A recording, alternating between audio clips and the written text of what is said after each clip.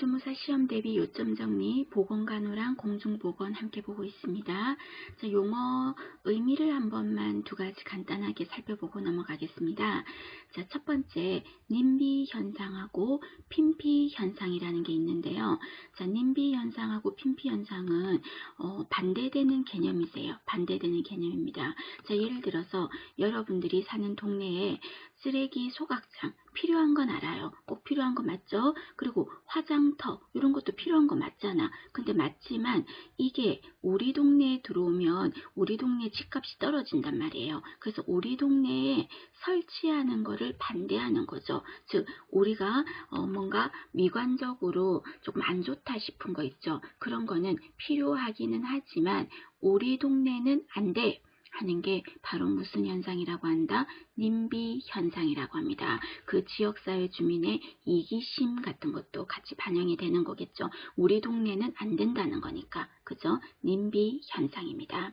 반대로요. 핀피 현상, 이거는 뭐냐면, 자, 여러분이 사는 동네에 예를 들어서 큰 대학병원이 들어온대요. 그럼 좋아요, 싫어요? 그거는 뭔가 집값이 올라갈 수도 있거든요. 또 내가 사는 곳에 지하철이 들어온대. 그러면 여러분들이 사는 곳 근처에 지하철이 들어오면 집값이 올라가지 않습니까? 그럼 그런 거는 설치하는 거를 환영할까 싫어할까? 지역 주민들이 좋아하겠죠. 그래서 화장장이나 소각장은 안 되지만 이렇게 들어왔을 때 우리한테 유익한 거, 그런 거는 설치에 들어와 이렇게 하는 걸 무슨 현상이라고 한다? 핀피 현상이라고 합니다. 그래서 핀피 현상은 설치를 하라 환영하는 거고, 님비 현상은 설치하면 안 돼 하고 반대하는 현상을 말합니다. 두 가지가 의미가 다른 거죠. 한번 참고로 봐주시고요. 그 다음에 밑에 보시면 환경오염 관련 부담금이라고 있습니다. 자, 환경을 오염시키는 물질들을 계속 우리가 공해가 심해지게 될 거니까 환경오염에 관련돼서 국가에서 세금을 물리겠다는 거죠. 부담을 시키겠다는 겁니다. 그 부담시키는 방법에 있어서 여러 가지가 있는데 그 중에서 여러분들이 하나만 좀 기억을 하신다면 뭐를 기억하시자? 여기 밑에 있는 환경 개선 부담금 있죠. 요거는 기억합시다, 여러분. 환경 개선 부담금이라고 합니다. 자, 이거는 뭐냐면, 자, 경유자동차라는 예를 많이 물을 거예요. 경유자동차는 경유 자체가 덜 정화된 기름이지 않습니까? 그래서 경유를 사용하면 대기 오염이 워낙 많이 생기니까 경유자동차를 가지고 있는 당신이 내세요, 이 말이에요. 환경 오염을 시키는 비용을요. 그 자동차를 갖고 있는 당신이 내라는 거죠. 그 말은 다르게 말하면 환경 오염의 원인을 갖고 있는 자, 환경 오염의 원인자, 당신이 환경 개선에 필요한 비용을 부담하세요 라는 게 환경 개선 부담금입니다. 그래서 가장 대표적으로 경유자동차를 많이 물었죠. 경유자동차 소유주에게 부담을 시킨다, 이런 식으로 많이 물었거든요. 환경개선 부담금입니다. 자, 환경개선 부담금은 결론적으로 환경오염의 원인자, 원인을 갖고 있는 당신이 내세요 하는 게 환경개선 부담금입니다. 자, 그거와 또 비슷한 게 폐기물 부담금 제도라는 게 있죠. 폐기물 부담금 제도는 이거는 환경개선 부담금하고는 좀 다른데요. 말뜻에서 부담금 들어가니까 좀 뭔가 비슷하고 헷갈릴 수도 있습니다. 자, 폐기물 부담금은 예를 들어서 뭐 형광등 같은 거 만든 공회사라든지 또는 살충제 용기를 만들었어요. 용기를 만들었어요. 그럼 우리가 살충제를 사용하고 나서는 그 용기를, 빈 용기를 어때요?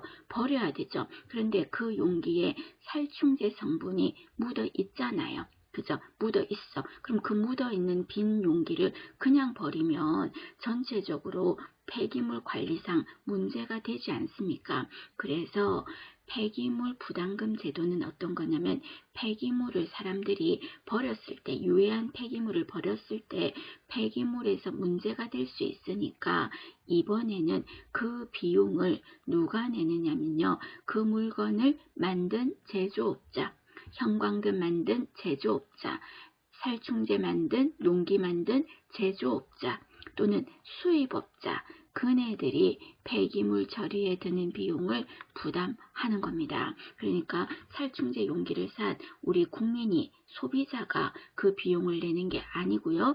제조업자, 수입업자, 그네들이 폐기물 처리에 드는 비용을 부담하는 거예요. 이런 방법을 뭐라고 하냐면 폐기물 부담금 제도라고 합니다. 그래서 폐기물 부담금 제도는 누가 내는 거다? 제조업자, 수입업자에게 부담을 시키는 거. 환경개선 부담금은 환경오염의 원인자, 물건을 가지고 있는 소비자가 내라 하는 개념인 거죠. 두 가지 의미가 다르다는 거 여러분 이해하십니다. 자, 이번에는 식중독에 대해서 한번 알아보겠습니다. 자, 식중독이라고 하면 여러분 크게 보세요. 먼저 식중독에는 크게 종류가 세균 때문에 생기는 식중독이 있겠죠. 그래서 세균성 식중독이라고 이제 한번 명칭해 보겠습니다. 그럼 이 세균성 식중독에도 종류가 또 있겠죠. 이 안에는 뭐가 있냐면 그 세균으로 인해서 감염만 단순히 일어났어요. 세균에 의한 감염만 일어난 식중독을 감염형 식중독이라고 하겠습니다. 그 대표적인 것으로 뭐가 있냐면 우리가 살모넬라균 하는 거 있죠. 장티푸스를 일으키는 균, 살모넬라균 식중독. 이런 거는 살모넬라균의 감염만 일어난 거거든요. 또는요. 생선회나 어패류 이런 것 때문에 생기는 건 뭐예요? 장염, 비브리오라는 거 있죠. 이런 것도 감염형에 들어갑니다. 되셨습니까? 이런 게 대표적인 거였다면은 이번에는 단순히 감염만 일어난 게 아니라 몸에 들어와서요. 독소를 막 뿜어내는 식중독, 그런 식중독을 독소형 식중독이라고 하겠죠. 그래서 독소형 식중독은 단순히 감염만 일어난 식중독보다는 어떤 상태다? 굉장히 위험한 상태고 굉장히 전파력이나 감염률도 높은 식중독이 들어가겠죠. 그래서 독소형 식중독에는 어떤 게 들어간다? 밑에 보시면 보툴리누스라는 거 있죠. 보툴리누스. 자, 보툴리누스는 주로 어떤 것 때문이다? 통조림 소세지 때문인 거. 요거 아셔야 됩니다. 통조림이나 그 다음에 소세지 때문에 일어나는 거고, 그리고 보툴리누스는 치사율이 높다는 거. 치사율이 높다는 거를 여러분들이 꼭 기억을 해주셔야 돼요. 그래서 시험 문제에서 치사율이 높은 식중독 그 말 나오면 무조건 뭐를 하셔야 된다? 보툴리누스를 하셔야 됩니다. 되셨습니까? 주로 통조림 소세지 때문이고 얘는 몇 급 감염병에 들어갑니까? 1급 감염병이죠. 1급 감염병은 무시무시한 거기 때문에 보면 두지 말고 패버려 할 때 보툴리누스 되셨습니까? 1급 감염병에 들어가겠습니다. 그 다음에 또 독소형 식중독에 뭐가 들어간다? 웰치균, 웰치 주로 오염된 토양 때문에 생기는 거예요. 그 다음에 또 하나가 포도상 구균 식중독이라는 게 있어요. 포도상 구균 식중독. 이렇게 세 가지가 독소형 식중독에 들어갑니다. 그래서 시험 문제에서 이렇게 묻습니다. 다음 중 독소형 식중독인 것은 또는 독소형 식중독이 아닌 것은 또는 감염형 식중독이 아닌 것은 이런 식으로 물어보면은 여러분들이 감염형을 따로 외우지 마시고 뭐를 외우자? 독소형 식중독을 외워버리세요. 그러면 독소형 식중독에 뭐가 들어간다고요? 보툴리누스, 그 다음에 웰치, 그리고 포도상 구균 식중독. 이 세 가지만 외워두시면 이거 아니면 전부 다 뭐로 넣어라? 감염명에 넣으시면 되겠습니다. 그래서 세균에 의한 식중독은 감염형과 독소형 이렇게 두 가지로 나눌 수가 있고요. 그 다음에 이번에는 세균이 아니라 자연 독에 의한 식중독도 있겠죠.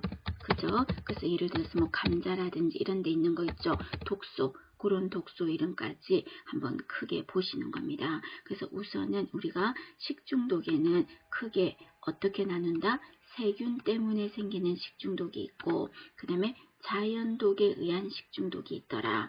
그럼 세균에 의한 식중독은 감염형이 있고 독소형이 있는데 더 위험한 거는 독소형이더라. 독소형에는 세 가지가 들어가는데 보툴리누스, 그 다음에 웰치, 그리고 포도상구균 식중독입니다. 여기에 포도상구균입니다. 되셨습니까? 자, 이렇게 세 가지가 있더라는 거. 그래서 요 밑에 보시면 여러분들이 독소형 식중독이라고 다시 제가 명칭을 해놨죠. 이 안에 통조림, 소세지, 그리고 어떤 키워드가 들어가야 된다? 치사율이 높다. 그 말 들어가면 보툴리누스예요. 보툴리누스 식중독 알아두시고요. 그 다음에 이번에는 오염된 토양 때문에 생기는 거는 웰치. 이거는 그냥 참고로 보시면 되고요. 그 다음에 시험에서 많이 묻는 게 또 포도상구균 식중독을 많이 물어보겠죠. 그러면 포도상구균 식중독은 어떤 키워드들을 갖고 있습니까? 어떤 특징을 갖고 있습니까? 한다면은 자 얘는요 시험 문제에서 이렇게 물어요. 어떤 할머니가 유통기한이 지난 케이크를 먹었는데요. 몇 시쯤부터 배가 아프냐면요. 오후 10시경에 막 증상이 나타난 거예요. 복통, 설사, 오심 뭐 이런 것부터 막 나타난 거예요. 식중독 증상이 나타났어. 증상이 이때 나타났어요. 자 그런데 이 할머니가 응급실에 갔는데 뭘 드셨는지를 조사를 해보니까 특별한 거 먹은 건 없고요. 오후 그날 저녁 7시경에요. 유통기한이 지난 케이크를 먹었던 거예요. 오후 7시경에 섭취를 한 거예요. 이것밖에 의심될 만한 건 없는 거예요. 그러면 봐봐요. 오후 7시경에 먹었으니까 10시경에 증상을 드러냈잖아요. 잠복기로 친다면 얼마 동안 숨어 있었어? 3시간을 숨어 있었죠. 그럼 다른 거에 비해서 잠복기가 어떻다? 굉장히 짧은 겁니다. 이 할머니에게서 의심할 수 있는 식중독은 하고 문제에서 물었습니다. 그 답은 뭐냐면 포도상 구균 식중독입니다. 그래서 포도상구균 식중독은요. 잠복기가 짧다. 기억하시고요. 그리고 포도상구균 식중독은 우리나라에 많다. 우리나라에 가장 많은 식중독 하면은 포도상구균 식중독. 그리고 이 식중독균은요. 끓여도 100도씨에서 30분간 막 끓여도요. 파괴되지 않아요. 균이 안 죽는다고요. 그리고 얘가 독소형 식중독에 들어갔잖아. 그 말은 장에서 독소를 뿜어내는 거죠. 그러니까 독소형 식중독이 되는 거죠. 그리고 제가 조금 전에 유통기한이 지난 케이크를 먹었다 이래 말했죠. 케이크 예를 든다면 당분이 많이 들어있는 케이크면 탄수화물이잖아. 그래서 당질이 많이 들어있는 탄수화물 식품을 먹었을 때 생기기가 쉬워요. 그리고 또 환우, 어디 상처가 곪은 상처가 있어요. 또는 편도선염 이것도 이거의 원인균이 포도상구균일 수도 있거든. 그래서 곪은 상처가 있거나 편도선염을 가진 사람은 만에 하나 이 사람이 피부에 또는 그 사람 안에 포도상구균이 있을 수 있으니까 그 사람이 음식을 만드는 거는 하면 안 된다는 겁니다. 시금치나물 조물조물 그 사람이 맨손으로 묻힌 거 먹으면 안 된다는 거죠. 이런 게 포도상구균 식중독의 키워드입니다. 첫 번째 뭐라고요? 잠복기가 짧다는 거, 그리고 우리나라에 많다는 거, 그리고 끓여도 안 죽는다는 거, 그리고 장독소를 분비한다. 그리고 당질이 많이 함유된 탄수화물 식품에 잘 생기더라. 그리고 환우, 곪은 상처가 있거나 편도선염 걸린 사람이 시금치 나물을 묻히거나 음식을 만드는 것을 하지 말라. 왜? 포도상구균 식중독이 걱정되거든요. 되셨습니까? 그렇게 전체적으로 보십니다. 독소형 식중독에는 보툴리누스, 웰치, 포도상구균인데 치사율이 높은 보툴리누스 얘도 아셔야 되고요. 그 다음에 포도상구균 식중독의 특징은 만척. 이것도 여러분 눈도장 잘 찍으셔야 합니다. 그 다음에 이번에는 자연독에 의한 식중독이죠. 거기 안에 보거 여러분 아셔야 되겠지. 보거의 독소는 뭐라고 한다? 테트로도톡신이라고 합니다. 외우세요. 방법은 없어요, 여러분. 외우셔야 돼요. 그 다음에 두 번째는 조개 하면 뭐다? 미틸로톡신입니다. 미틸로톡신. 그 다음에 아이고 그 다음에 또 뭐가 있어요? 버섯, 굴 이런 거 있죠. 그럼 먼저 굴 하면 뭐예요? 베네루핀. 굴 하면 베네루핀.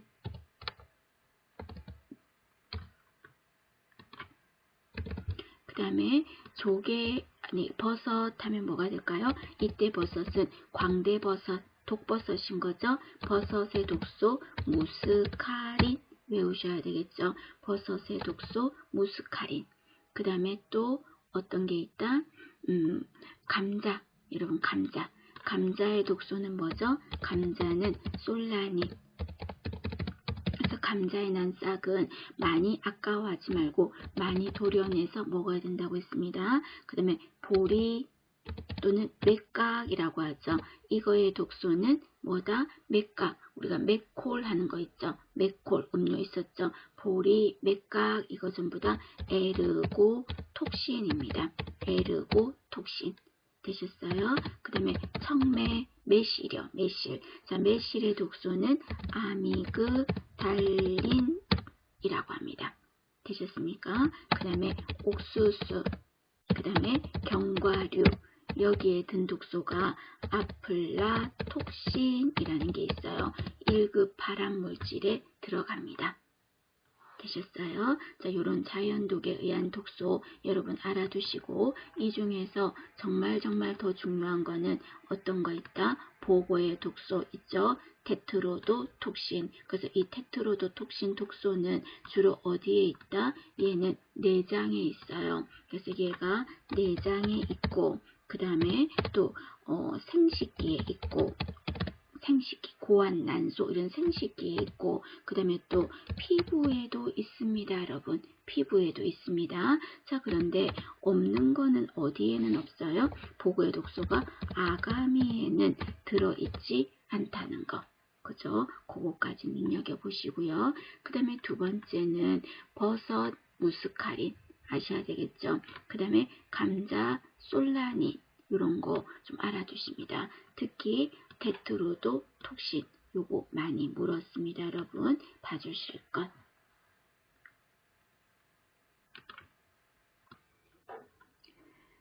자 이번에는 여러분 보건간호에서 굉장히 많이 빈도가 높게 묻는 것 중에서 두 가지를 비교하는 걸 많이 물을 볼 거예요. 심포지움이라는 거랑 그 다음에 페널토이 또는 다른 말로 배심토이 이 두 가지를 구별하셔야 됩니다. 먼저 심포지움은 요거는 여러분 어떤 키워드가 들어갈 거냐면 동일한 주제라는 말이 들어갈 거예요. 그래서 예를 들어서 어떤 곳에서요.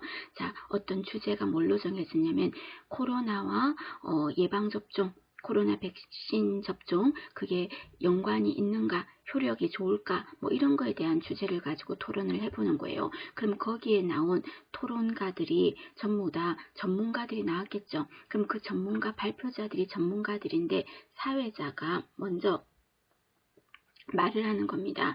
자, 어떤 문제에 대해서 이제 우리가 코로나와 예방접종에 대해서 연관성에 대해서 각자 의견을 말하게 하는 거예요. 그랬을 때 A 의학 박사님이 나와가지고요. A용 발표자가 저는 이 백신 접종이 꼭 필요하다고 생각합니다 하면서 이유를 막 또 설명을 하겠죠. 연관되는 이유를 자기 나름대로 말을 할 겁니다. 그럼 그 얘기를 청중들도 듣고 사회자도 듣고 있었어요. 그리고는 그 청중들한테 사회자가 질문 있으신 분 질문하라 그래.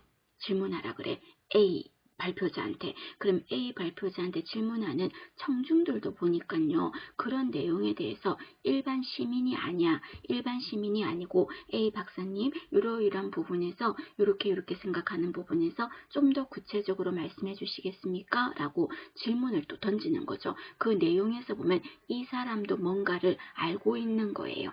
되셨습니까? 그럼 A는 발표에 대해서 자기의 질문에 대해서 대답을 하고 들어가겠죠. 그 다음에 사회자가 또 말합니다. 이번에는 B 발표자 나와서 말해달라 그래요. 그럼 B 전문가는 저는 코로나 예방 백신을 맞는 게 의미가 없다고 생각합니다. 예를 들어서 그랬어요. 그리고 자기의 얘기를 막 했겠죠.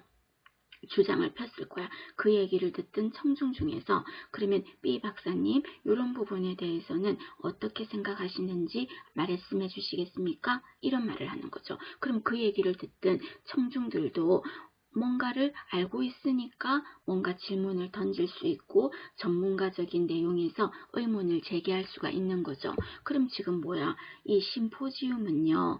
같은 주제에 대해서 각자가 나와서 의견을 발표할 거예요. 그런데 그 얘기를 말하고 있는 발표자, 물론 전문가들이고요. 그리고 그 이야기를, 그 회의를 이끌고 있는 사회자 있죠. 사회자도 전문가들이야. 그리고 그 얘기를 듣고 있는 청중들 또한 뭐다? 모두가 전문가입니다. 되셨습니까? 그게 바로 심포지움입니다. 심포지움은 어떤 문제, 동일한 주제에 대해서 몇 명이 중요한 건 아니에요. 그냥 2명에서 5명의 전문가가 각자의 의견을 발표한다잖아. 각자. 그러니까 뭐 옥신각신 하듯이 반대를 막 하는 게 아니라 자기 얘기를 하는 거죠. 그러면 또 사회자가 청중 중에서 질문 있으신 분 하고 또 청중을 끼워서 같이 토론을 하는 형식으로 하는 거죠. 그래서 여기에서 키워드는 모두가 어떻다? 사회자, 발표자, 그리고 청중 모두가 전문가라는 거. 이 말이 반드시 시험 문제 물을 때 들어갈 겁니다, 여러분. 그래서 모두가 전문가고 각자 동일한 주제에 대해서 각자가 의견을 발표하는 거예요. 그런 거를 심포지움이라고 합니다. 반면 패널 토의는 다른 말로 배심토의라고 하는데 이거는 그냥 쉽게 말해서 여러분 패를 나눴다 이렇게 생각하세요. 네 편 내 편 나눴다고요. 그러니까 네 편 내 편 패가 나누어지니까 서로 주장이 어때? 반대되는 주장을 가졌겠죠. 예전에 손석희 아나운서의 100분 토론 이런 거 생각하면 돼. 그러면 서로가 나왔던 전문가들이 옥신각신 서로 반대되는 의견을 나누는 거거든요. 그리고 또 만약에 대선 후보들이 나와서 자기네들의 얘기를 대선 토론을 하는 거죠. 후보들이 나와서 토론을 하는 거예요. 그러면 자기 얘기하면서 그게 아니고 이 후보님 뭐 누구 후보님 하면서 막 얘기를 나누겠죠. 이렇게 서로가 상반된 의견.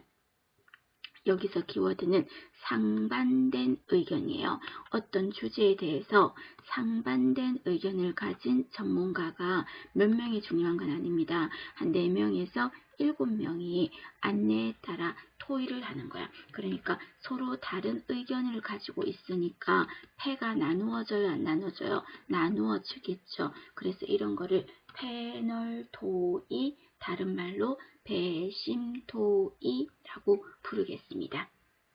되시겠습니까? 2가지 구별하십니다, 여러분. 자, 이번에는 분단토의라는 것도 있습니다. 자, 분단토의라는 건 예를 들어서 사람들이 너무 많은 거예요. 토의를 해야 되는데 사람들이 여러 명 너무 많으면은 한 번에 이 사람들하고 토론을 함께 하기가 힘들어. 너무 인원이 많으니까. 그럼 이 방법은 어때요? 이 많은 사람들을요.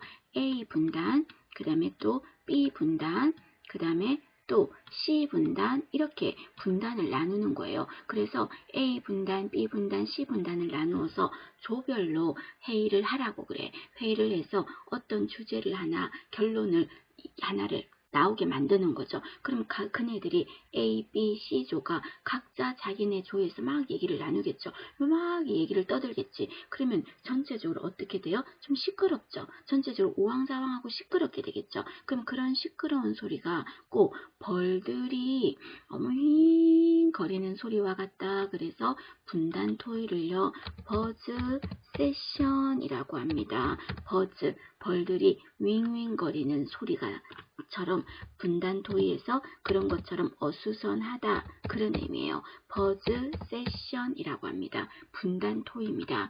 자, 이거는 어떤 말이 들어간다? 분단을 나누었어요. 그래서 분단을 나누어서 각자 각 조에서 얘기를 나누어서 결론을 내라 그래. 그랬을 때 A조에서 우리는 이런 결론을 만들었습니다 했어요. 그리고 B조에서는 우리는 이런 얘기를 나누어서 이런 결론을 내렸습니다. C조에서도 자기네는 이런 결론을 내렸습니다 하고 결론을 내린 거지. 그럼 이런 결론을 내린 거를 어떻게 한다? 종합적으로 정리하는 거죠. 합치는 거죠.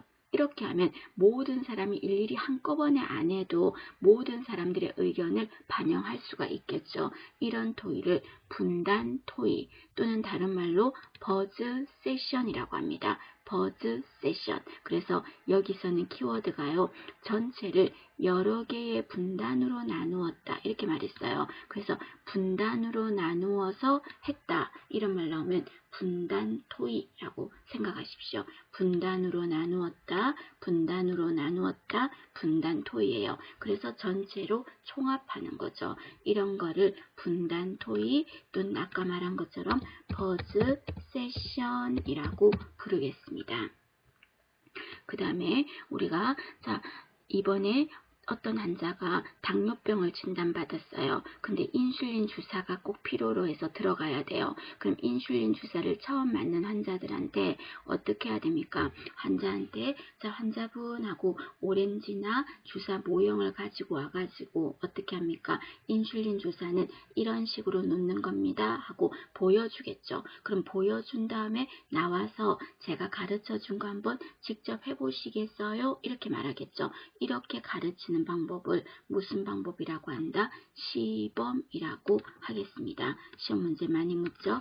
시범입니다. 그래서 모형을 가지고 와서 어떻게 나와서 해보라고 하는 거죠. 가르쳐주고 해보라고 하는 거죠. 그러면 내가 가르친 다음에 해보라고 하면은 그 사람이 나왔을 때 다 그냥 강의만 듣는 것보다는 어때요? 훨씬 설명하기가 좋겠죠. 실무에 적용하기가 좋겠죠. 그래서 이런 방법을 실무 적용이 용이한 방법의 장점을 갖고 있는 게 시범이라는 방법이 있습니다. 자, 시범은 어떤 거다? 실무 적용이 용이한 거다. 그렇게 이해하십니다. 봐주실 것. 자, 그 다음에 이번에는 그룹 토의라는 게 있죠. 자, 그룹 토의는요, 다르게 말하면 집단 토의라고 하셔도 됩니다. 집단 토의 또는 그룹 토의. 자, 이거는요, 시험 문제에서 집단 토의의 장점이 뭐냐 하는 거를 물어볼 수 있어. 근데 외우지 마시고 이해하면서 자꾸 보세요. 그럼 집단 토의 하면은 학급 회의를 생각해 보시면 돼요. 학급 회의를. 그럼 학급 회의 할 때 여러분들이 다수의 의견을 따르겠죠. 내 주장만 강조할 수는 없잖아. 그러다 보니까 민주적으로 회의하는 능력을 키워줄 수가 있겠죠. 그리고 또 내가 말을 했어도 내 의견이 안 받아들여질 수도 있어. 다수의 의견을 따라야 되니까. 그럼 양보하는 것도 배우겠죠. 사회성도 키워질 거야. 그리고 또 발표라는 걸 해야 되지 않습니까? 그래서 의사 전달 능력도 키워질 겁니다. 그리고 나 혼자만 토의에 참여 안 하고 가만히 있을 수가 없어요. 모두가 참여하거든요. 그러니까 능동적으로 참여를 할 수 있다. 그 말은 수동적으로 가만히 있을 수가 없다는 거예요. 나도 해야 돼. 함께. 그죠? 그러다 보니까 함께 하니까 친구들과 함께 하니까 재밌는 걸요. 생각보다. 그래서 배우고자 하는 학습 의욕도 상승하는 거죠. 자, 이러한 특징을 가진 장점을 가진 교육 방법이 뭐냐라고 묻는다면 그룹 토의, 다른 말로 집단 토의라고 하겠습니다. 그 다음에 밑에 보시면 참 많이 물었지만 어렵진 않아요. 급성 감염병이 유행을 하는 거야. 이때 효과가 좋은 보건교육 방법, 코로나, 오미크론 막 확산돼서 유행하는 거야. 이때 제일 좋은 보건교육 방법은 뭘까요? 사람들을 모아놓고 강의하는 걸까요? 아니죠. 빠른 시간에 많은 사람들에게 빨리 전달을 해야 되겠죠. 그럼 그런 방법은 방송이 되겠죠. 그래서 방송으로 어떻게 예방해야 되는지를 알려주는 거죠. 방송입니다. 다른 말로 한다면 뭐라고 말할 수도 있다? 대중매체라고도 할 수가 있겠죠. 대중매체 또는 방송이라고 생각하면 됩니다. 그래서 감염병이 유행할 때 짧은 시간에 빨리 전달할 수 있는 방법이 뭐냐 이래 말하면 대중매체 되셨습니까? 자, 그 다음에 브레인스토밍이라는 것도 있죠. 자, 브레인스토밍은 브레인, 뇌를 말하죠.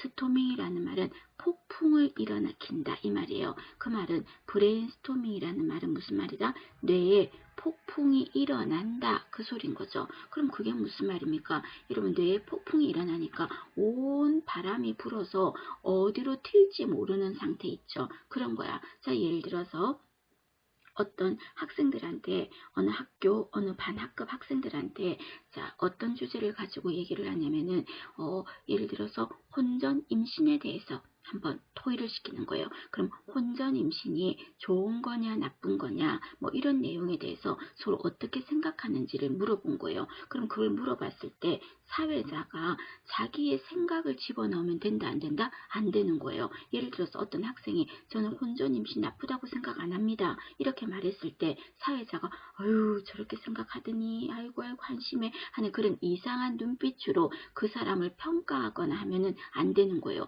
그래서 사회자는 자기의 의견이 조금이라도 들어가면 안 되는 거예요. 그러면 자기 의견을 전부 집어넣지 않고 자유롭게 얘기를 해보라 그랬어. 그랬더니 어떤 학생들은 혼전 임신에 대해서 찬성하는 사람도 있고 찬성이라기보다는 뭐 굳이 나쁘지 않다고 하는 사람도 있고 또는 혼전 임신은 절대 안 된다고 하는 아이들도 있을 거 아닙니까? 그런 얘기들에 대해서 편하게 니네들이 머릿속에 떠오르는 대로 마음대로 얘기 한번 나눠봐라. 이렇게 하는 거를 브레인스토밍이라고 합니다. 그래서 브레인스토밍은 여러분 어떤 게 가장 장점이냐면 창의력이에요. 어떤 고정적인 프레임에 갇히지 않고요. 자기 생각나는 대로 다 하니까 아이디어가 내 머릿속에 아이디어가 마음대로 뿜어져 나올 수가 있고 창의력이 키워질 수가 있는 거죠. 이런 방법을 브레인 스토밍이라고 하겠습니다. 뭐 혼전 임신에 대해서 얘기를 토론을 시켰다. 뭐 이런 식으로 해서 마음대로 얘기하게 하는 거를 브레인 스토밍이라고 합니다. 그 다음에 밑에 보시면 역할극이라는 게 있죠. 역할극. 자, 역할극은 롤플레이 아니겠습니까? 다른 사람의 역할을 해보는 거예요. 그래서 내가 예를 들어서 장애인들이 얼마나 불편한지를 알아보려고 장애인들이 하는 보조 도구 있죠. 그런 거를 이용해서 내가 하루를 지내보는 거야. 그럼 얼마나 불편한지를 아는 거죠. 그래서 다른 사람의 역할을 해봄으로써 다른 사람의 입장이나 처지를 이해하는 거죠. 역지사지의 마음을 이해하는 거죠. 이렇게 하는 거를 역할극이라고 합니다. 되셨습니까? 자, 그 다음에 어느 어린이집에서 유치원에서 동물에 대해서 그림책에서 오늘 이번 주에 배웠어요. 호랑이도 배우고 사자도 배우고 막 동물을 배웠어요. 배우고 나서 선생님께서 뭐라고 한다? 얘들아 그럼 우리가 배운 거 직접 보러 갈까 하겠죠. 보러 갈까? 동물원으로 우리 직접 보러 갈까요? 이렇게 말하겠죠. 그걸 바로 뭐예요? 동물원으로 바로 옮겨서 실제 현장으로 옮겨서 견학을 가는 거죠. 그래서 견학은요, 교육의 장소를 실제 현장으로 옮기는 거죠. 교육의 장소를 실제 현장으로 옮기는 거, 그거를 견학이라고 하겠습니다. 되셨습니까?